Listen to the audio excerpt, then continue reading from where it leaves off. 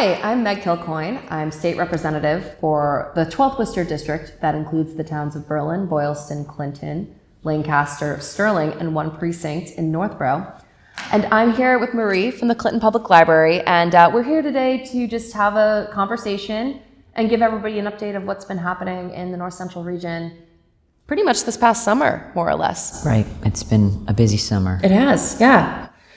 So one of the things that I think is great to do is try to find ways to communicate with the people in this area and this community and what their local community leaders and officials are doing around town and what issues are impacting them.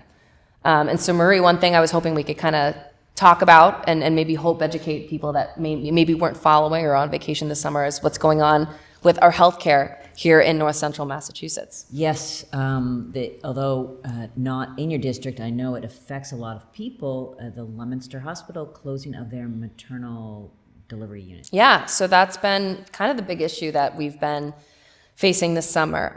So you're correct in that it is in the city of Leominster. So they announced actually Friday of Memorial Day that they were closing the labor and delivery unit. And for those that don't know, out there, Leominster Hospital and Clinton Hospital are both under the same umbrella. They're both part of UMass Health Alliance, Clinton Hospital. So Clinton Hospital technically is also the name of Leominster Hospital, even though it's not. It's a very long name. It is a very long name. It is a very long name. But they're both in the same hospital, but different campuses. So the labor and delivery unit was in Leominster. But the thing with that closure that concerns so many of us, are not just in the city of Leominster, but also in the surrounding areas, including my district, but also Fitchburg, Gardner, and Townsend, Ashby, really anything north of Worcester, was that this closure meant that we were going to lose a labor and delivery unit where pregnant women could receive care and be really only able to rely on the city of Worcester. Haywood Hospital in Gardner and Emerson Hospital over down Route 2 in Concord are two options as well. But for people in our community, those are pretty far. Yeah. So a thing that we were working on this summer is trying to work with local leaders, work with our partners in the legislature, Senator Cronin, who's also the senator for Clinton and Lancaster, as well as Leominster and Fitchburg, Representative Higgins in Leominster, Representative Kuchmarek in Fitchburg, Representative Zlotnick over in Gardner, Representative Kim Ferguson, who used to share Sterling with me, but now has the Holden area. We all kind of work together and there's a few I'm missing too, actually. Representative Scarsdale also worked with us too, to really have a cohesive voice, to make sure that we were making sure the administration making sure the hospital organization knew that there was going to be real consequences to this decision. It doesn't seem to have made any difference, though. We'll get to that. I do think that there's room for hope, but I want to make sure that those watching kind of has an idea of how this played out this summer as well. So they announced in May that they were going to close. There's a process by which the Department of Public Health monitors closures of essential services. So again, just a little FYI for people out there, there's a certain definition how law and how the regulations and state law codifies what they consider an essential service. I was just going to ask that. Yeah. So there's certain ones that are not deemed essential, and I apologize, I don't have the exact lists of what's essential, what's not, but two examples would be labor and delivery unit, which is an essential service, or an emergency department. So labor and delivery, is there a mileage or an area in which it has to cover, or is it just the actual service itself? Now, we don't right now sort of dictate what has to be, like where there has to be a labor and delivery unit versus like a area. Right.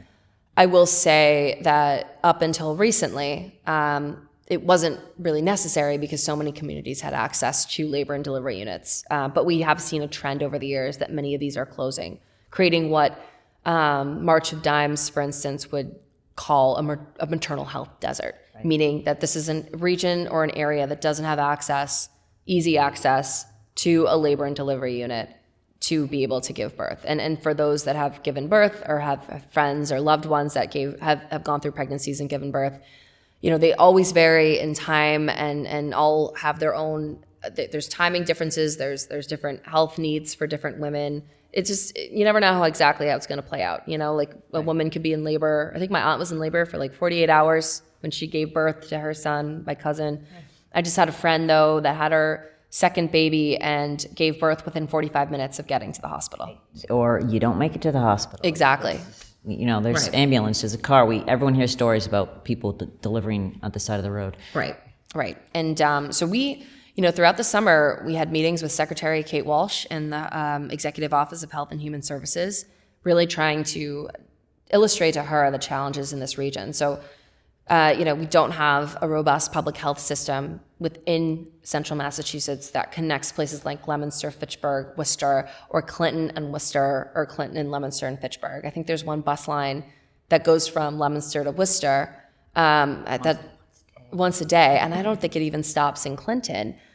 So there's not, unless you have a car or someone that's able to drive you, it's not easy to get to a long distance, even though it might take 20 minutes in a car, and that's, without traffic on an ideal day. So in Sterling, Sterling that borders the city of Leominster, right up along kind of the north area of there, it's an incredibly wooded area, very dark at night, very windy roads, very hilly roads that create challenges, even if you know the road well, if it's icy or if there's a bad storm, that can create some really hazardous conditions driving. And as we just saw in Leominster, they had catastrophic flooding a couple of weeks ago that really decimated the ability to go down many of those roads for quite some time. Yeah, and counter that with, a traffic jam. You're talking about going to Emerson on Route 2. How else do you get there? Yeah. Or Haywood and Gardner from those places. Exactly, yeah. So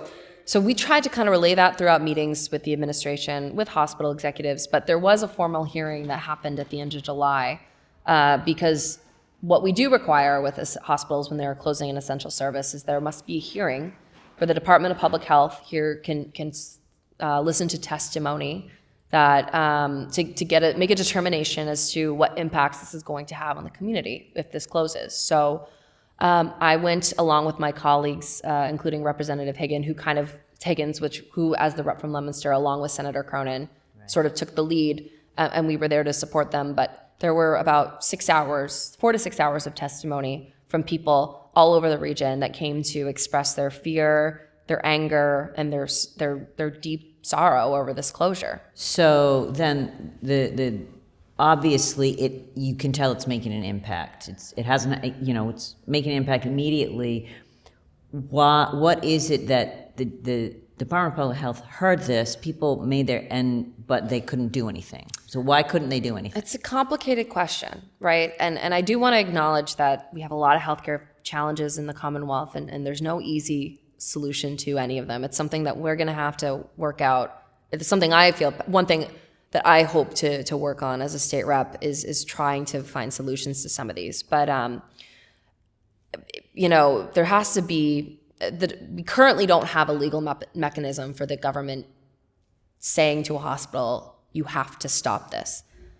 In my experience, when I've seen these closure services happen before I even got elected, it was very rare that DPH would push back on what the hospital's argument was for closing the labor and delivery unit. In this case, in Leominster, the hospital said that it was not able to provide safe services and that there were staffing issues. There was some debate, especially amongst the community, how much that was the case. And I will say, we in the legislature would have appreciated being brought to the table to try to help find solutions to some of these challenges if that had been a growing concern with this service.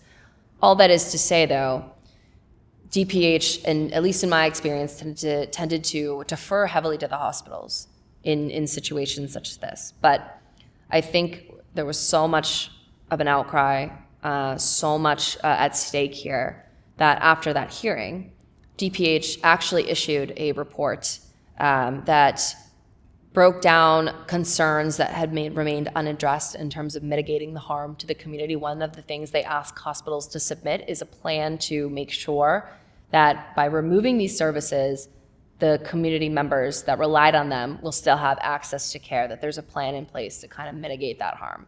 And they said that the hospital's plan at that time was inadequate. And they recommended pushing back the closure to make sure there was more time to figure out a way to safely do this. However, the hospital essentially said that they were disregarding those recommendations and moving forward with the closure, which they did on September 23rd. I know the city of Leominster are exploring legal challenges to that, given its unprecedented nature. I know, at least in my knowledge, I've never seen a hospital kind of say, we're not going to listen to you, Department of Public Health. But it doesn't really have the ability to kind of go in and prevent the hospital from doing this. It's at this point just a recommendation. So I don't know if this is relevant, but is it a for-profit hospital or a not-for-profit hospital? And does that matter? It is a nonprofit in that these are community hospitals. But I do think, every hospital makes decisions that can be based on finances. I can't speak to what internal conversations happen there. But one thing that I believe, and I think others would agree, is that in order to make sure we protect community hospitals, such as Clinton Hospital or Leominster Hospital, or over in Marlborough, there's a UMass Community Health Hospital there, is we need them to stay in the communities that they serve. Right. I think we may not be like an MGH out here, but having access to an emergency department right in Clinton can make such a difference for so many. Very lucky here. Yeah, absolutely. So there's I'm assuming since Clinton is part of Leominster, they're the same hospital, there's no conversation of saying, oh, we'll just move the maternity over to Clinton. No, there hasn't been any conversations on that front. But I think, one thing that we were trying to raise the alarm about, not just here, but in hospitals across the state, is that if hospitals are struggling financially, the solution cannot be to shutter services and consolidate them, because you're going to create larger areas that are derelict of care. And, we fought hard to save the labor and delivery unit, and I do think that there will be harm on the surrounding communities with that decision. But we also want to try to stop the tide. We don't want to see Clinton Hospital close. We don't want to see Marlborough Hospital close, so we want to make sure that everybody knows across the state even that this is something that, we want to protect. So it seems to me that in lieu of emergency, clogging up emergency rooms in general, this isn't about labor and delivery so much, but there's more and more of these urgent care centers.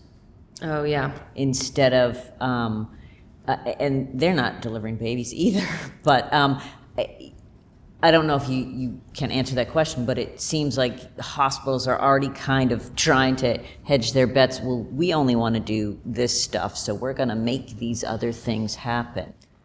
I mean, maybe. I can't speak to that plan if that's their intent. But I think that, one thing that I think we saw with the labor and delivery unit is that there's certain services that you can't replicate or can't, they still have an emergency department in Leominster as well, as we do in Clinton. But, the answer can't be like, oh, well, they can just go. If it's happening quickly, they can just go to the ER. It's not a workable solution. So from what I know about I was an EMT many years ago, and, when you go to an accident or a delivery or whatever you're doing on the ambulance, you have certain things you have to do. But they had a very special kit in case someone was giving birth in the ambulance, which didn't happen very often, thank goodness. There were 3 hospitals quite close to where we worked. Yeah. But every once in a while it happened. It was a completely different set of, sterile gloves, sterile blankets, everything was sterile, whereas the other stuff was not quite as sterile. Yeah. But you don't want to have to give birth in an ambulance. Well, and I think, too, I want to make sure I'm highlighting kind of the community, members of the community, especially the nurses and caregivers at Leominster in the labor delivery unit that really, risked a lot to make sure that the public understood that very point, that this isn't a simple procedure, and they see complications every day that they know and are trained to handle quickly and efficiently and safely. And ER staff and nurses and doctors have an incredible training and do an amazing work in the emergency rooms, but their job is to is completely different. They're there to deal with an emergency situation. They have to deal with whatever comes through that door. They're not going to be trained in a specialized area such as a labor and delivery unit caregivers are. I also think that, again, the emergency room does not want to be responsible for the birth. No, yeah, they're not they want that to stay. They don't want those. They don't want to have in. to do that. No, that's Yeah. just a bigger problem. So is there making changes in the legislature to sort of, if this happens again, if a hospital comes up and says, hey, we got to close labor and delivery, are changes being made? So, I mean, we also were very, there's always, when you're dealing with community issues, right, there's always a two-pronged way to look at it. What do we do to deal with the situation at hand and to address the specific impact that this is going to have on our community? But long-term, what are the policy changes that can be made that even if we can't maybe fix what's happening here, we can prevent it from happening long-term? So the North Central Regional Delegation kind of got together, and there's a bill that we all testified before the Joint Committee on Healthcare Financing over in the State House over the summer. They had a hearing on an essential service closure bill filed by Rep. Coppinger and Senator Julian Sear that would try to give more teeth, essentially, to the Department of Public Health to intervene and slow or stop some of these closures when they're announced. Because what we saw here is even when DPH makes a recommendation highlighting and sharing concerns that many of us in the community expressed about it, they were not able to intervene in an effective way. It was an awfully short time. They announced it right before Memorial Day, and then they closed just after Labor Day. That's a really short. Is that going to change too? Well, I mean, these all are going to be long-term conversations, right? So this is a bill that, if the situation in Leominster Hospital didn't happen, I don't know if we would have testified in the way we did. I think I was signed on to that bill already, but sort of in a more, yes, I agree with this policy. But now we were able to speak to the committee of this is what is happening right in our backyard. And if we don't do something, this will continue to happen. I think now that we're kind of post-closure, we'll certainly be continuing not just to look at that particular bill, but have other conversations about, what policy changes could be helpful. I think a point you just brought up, right? This was a really short time frame. There were women that were well into their pregnancies that suddenly had to make changes to their plan to give birth, which is really not what you want to be doing at that stage when you're dealing with so many, things that are going to change in your life. You don't want to have to worry about where you're going to give birth. And so many women had that upended. So something like creating a longer time frame, maybe, that could be something that we talk about. But I think we're certainly going to look at all options and see maybe what can be something we can move forward to even if it doesn't stop these things from happening, create more time and space and ways in which we can kind of work together to mitigate harm. It's not just the mothers, the new mothers, but now all these obstetricians are like, well, there's not this hospital I can work anymore. You got to find another hospital that where you can deliver. You got to is it even worth having an obstetrician in Leominster if there's no hospital there? Are these offices going to? Well, they won't. There won't be now that they closed labor and delivery. So that's just going to make the wait time to see an obstetrician even longer. Yeah. Right. And people who don't have transportation. I mean, this is. It doesn't seem to make sense considering maternal morbidity is increased. Well, I mean, just to that exact point, on September 1st, Department of Public Health, kind of separate of this issue, released a report that addressed the rise in maternal morbidity rates in the state of Massachusetts. And that's the death of the mother? Yes. And what about the child? What about those rates? It's a good question. I don't know if I think it's focused mostly on when a mother would actually die, not regardless of the fate of the baby, although I'm certain those are two very closely linked things. I think that, there has been, I'd have to look more closely at the study to see if they break that down, but I think regardless, we know that if the mother is not well, then that can mean very dangerous things for the baby also. And so we actually did try to highlight that as well. We talked to, when that report came out, I know we tried to sort of make sure that we were kind of ringing the alarm for some of our colleagues. We had conversations with the Women's Caucus. Within the Women's Caucus, there's a birth justice task force, and both of them released public statements citing concerns about what was happening in Leominster in light of sort of growing trends of these closures across the state. We held a press conference with our colleagues in Worcester. So Senator Robin Kennedy, who I actually share the towns of Berlin and Boylston and Northborough with, she also represents the city of Worcester as well, was there along with Representative Mary Keith, Representative Jim O'Day, Representative Dan Donahue, and others in the Worcester delegation, to basically kind of cite concerns that Worcester is now going to see a huge influx of hundreds of pregnant people a year that will now be adding to what already is a very already growing capacity concerns at UMass Memorial in Worcester. And so we kind of were able to work with them to just not just make this a North Central issue, but a Central Massachusetts issue, because what's going to happen up here will impact the city of Worcester and around the city in terms of healthcare. I mean, Emerson, not even in Worcester. I mean, right, yeah. So I think we tried to really fight hard. I mean, you don't always win these fights. Obviously, the Leominster Hospital sadly still closed, but I think that we did make a lot of progress in showing that this is not a problem that's going to go away, and making this a much bigger issue than what was happening in North Central, and linking it to a wider problem that needs to be addressed. And I hope, I'm hopeful, I should say, I'm hopeful that while it was unfortunate the administration wasn't able to intervene in an effective way, that we can partner with them going forward to really address healthcare concerns in North Central Massachusetts and maternal health in Central Mass and beyond. And I do want to note too that in light of the closure, the Healy administration, Governor Healy herself, I should say, did commit to taking a very close look at healthcare access in North Central Massachusetts, in seeing how these service closures are impacting us here and in the state of healthcare in North Central Massachusetts in particular. So I'm hopeful that she will be doing that, and obviously, we're here to support that work in any way we can. Yeah, well, that's good. It's really a shame that they closed. Anyway, so any good news? Well, that was some good news. I don't know if it's good, but it's hopeful news.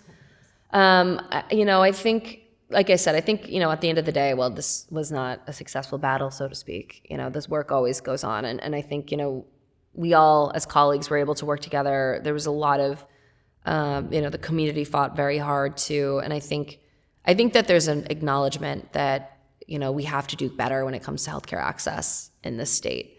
And I think that, where so many kind of we made some progress, right? We moved the needle. There was an acknowledgement that this is going to cause harm. So I hope that going forward, we can all work together with the hospital, with the administration, with the community to preserve our services that we still have, and hopefully work on the long road to kind of restoring some of them. Yeah. And so I think I guess the good news is, the hope is still alive for these issues going forward. Right.